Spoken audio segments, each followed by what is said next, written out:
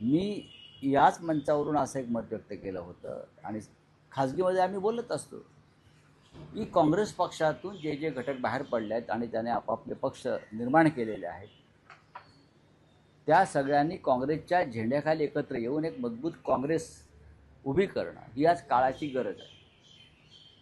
मी नावं घेतली, मग तृणमूल काँग्रेस असेल, महाराष्ट्रामध्ये राष्ट्रवादी काँग्रेस पक्ष असेल. मी तर असे म्हटलं होतं की अजित पवार गटात विलीन होण्यापेक्षा काँग्रेसमध्ये विलीन व्हा.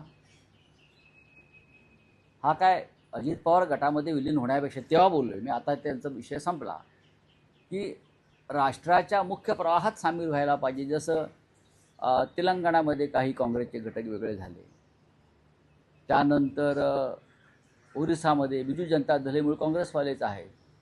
असे अनेक घटक आहेत जे काँग्रेस पक्षातून बाहेर पडले. त्या सगळ्यांनी काँग्रेसच्या झेंड्याखाली एकत्र येऊन एक मजबूत काँग्रेस, देशाला नेतृत्व देणारी, याच्यामध्ये सहभागी व्हावा असं मी माझं मत व्यक्त केलं. कारण तुम्ही या सगळ्यांना अनेक राज्यामध्ये त्यांच्या लढाया लढण्यासाठी काँग्रेसची मदत हवी आहे ना. आता काल ममता दीदी सोनिया गांधींना भेटल्या तासभर, त्याच्या आधी त्यांनी राहुलजीशी चर्चा केली.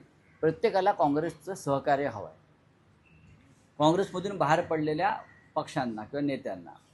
मग ते करण्यापेक्षा आपण सगळ्यांनी तुम्ही एकत्र येऊन काँग्रेस पक्ष अधिक मजबूत, देशासमोर एक पर्याय काँग्रेसचा कायम होता, आजही आहे. तर या पद्धतीनं सगळ्यांनी विचार केला पाहिजे असं माझं मत होतं. आणि ते त्या संदर्भात माझ्या माहितीप्रमाणे काँग्रेस पक्षात आणि इतर काही घटक पक्षामध्ये त्या संदर्भात विचार सुरू आहे.